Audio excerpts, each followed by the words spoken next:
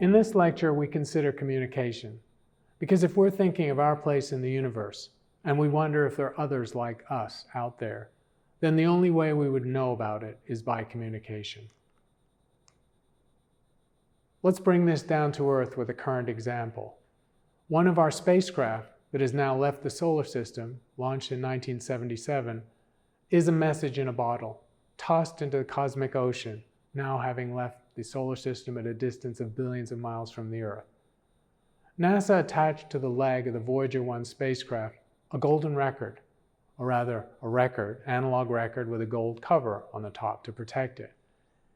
It has greetings in 55 languages, welcome from the UN Secretary General, various selections of music, and a three-dimensional map of the location of our Sun relative to 14 pulsars in known directions, where their frequencies are marked in binary code on the sight lines. This, of course, designed to tell an alien who might retrieve this record where we live. Carl Sagan was behind this project along with a group of eminent scientists, and he said, "The spacecraft will be encountered and the record only played if there are advanced spacefaring civilizations in interstellar space." But launching of this bottle into the cosmic ocean says something very hopeful about life on this planet. Clearly, and by projection, it will take tens of thousands of years at its current speed for this spacecraft to reach even the nearest star system. It's not a practical attempt at communication. It's more of a metaphor of a message in a bottle, and it's more of a sense of ourselves. In fact, some people criticized it for being an analog technology. You may have noticed that digital technology has taken over on the Earth, so this was an obsolete technology soon after it was launched. The people who designed it actually pushed back, because there's pretty good evidence that our digital technologies degrade with time, and many will not survive decades, whereas the analog etch technology of a record in space, protected as it was, will actually endure for tens of thousands of years.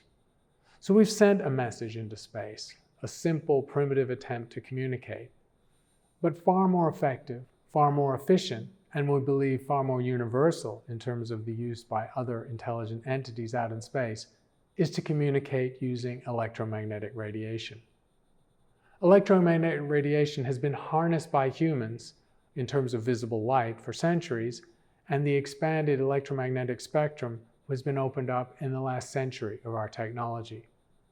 Electromagnetic radiation is the best medium for communicating across vast distances because it travels at the fastest speed known to physics, the speed of light, 300,000 kilometers per second, far faster than any other signaling.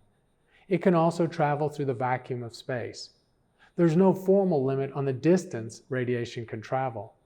It does diminish in intensity by the inverse square law if sent out in all directions. But if beamed or pulsed as with a laser, it can travel enormous distances through space.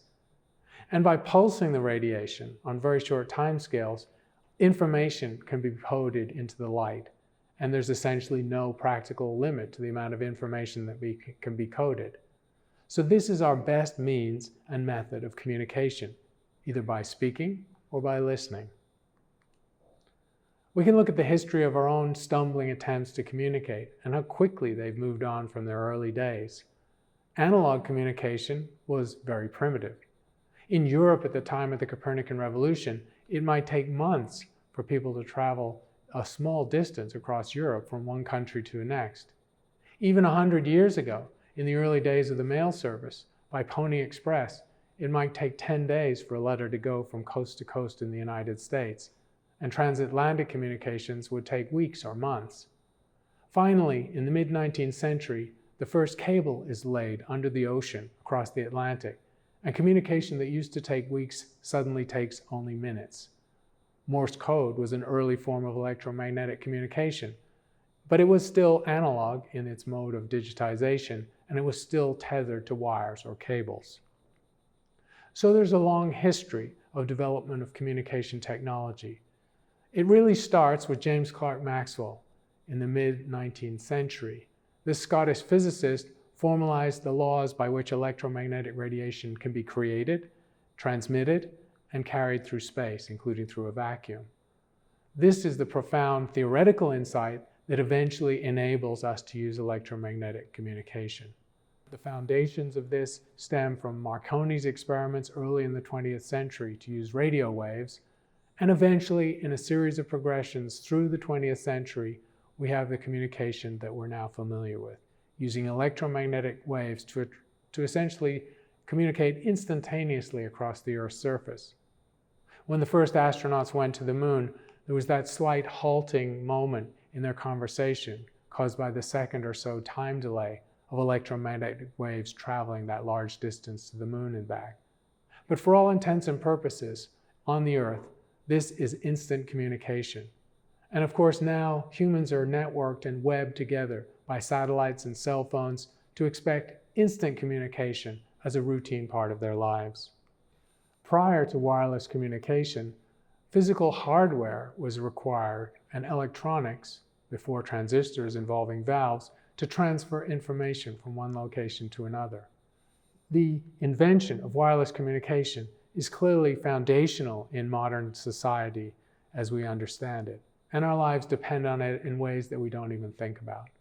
But we imagine that that transition from wired to wireless communication might have been followed by any civilization that's interested in communicating quickly and efficiently. Astronomers, of course, use wireless communication and electromagnetic waves to communicate everywhere they can, especially within the solar system, where we now have sent space probes all the way to Pluto and all the way into Mercury. We use radiation to travel these distances, and the solar system is big enough that these travel times for electromagnetic waves can be hours or even days. The Voyager spacecraft has now been traveling for 40 years and 10 months, and it is a phenomenal 13 billion miles away from the Earth. It's traveling at a small fraction of the speed of light, but its signals come back to us at light speed. Its feeble transmitters eventually will be too dim for us to detect, and we'll lose sight and sound of these messages in a bottle. So in the long span of human civilization, it took a long time for humans, or early humans or pre-humans, to develop agriculture. And then it took another 10 millennia for us to develop the technology to communicate through space. There's an upward arc in this progress, and indeed an acceleration. We live in a time of exponentiation improvement in technology as time goes by. And it's an open question whether this is a transition and a rate of progress that would be seen in other civilizations on other planets in the universe. So the question comes, how many alien civilizations might develop the technology to communicate in space using the fastest and most efficient method of electromagnetic radiation? We have only one example, our own, and right away you see the weakness of all this thinking because we have no way of powerfully using logic to argue our conclusion. If there are 10 planets that evolve intelligent civilizations and all eventually develop interstellar communication, that fraction could be 1. But if there are 10 planets and only 1 develops interstellar communication, that fraction is 0.1. A conservative guess might be that only 1 in 10 civilizations ever develop this capability. But the fraction could be much lower. We simply don't know. And so we're thrust immediately into the huge uncertainty of wondering how often what happened with us has happened out there in space. Communicating through the universe to understand our place in the universe and whether we have counterparts elsewhere requires efficient and effective modes of communication. It took humans a long time to develop the modes of communication that we now take for granted in our current civilization. These methods use wireless communication, of course, and they rely on the transmission of electromagnetic waves traveling at 300,000 kilometers per second, the fastest conceivable way in physics to transmit information from A to B or across the universe. We imagine any civilization elsewhere would use electromagnetic waves to communicate, but it's an assumption, and we have no idea if civilizations all develop this capability.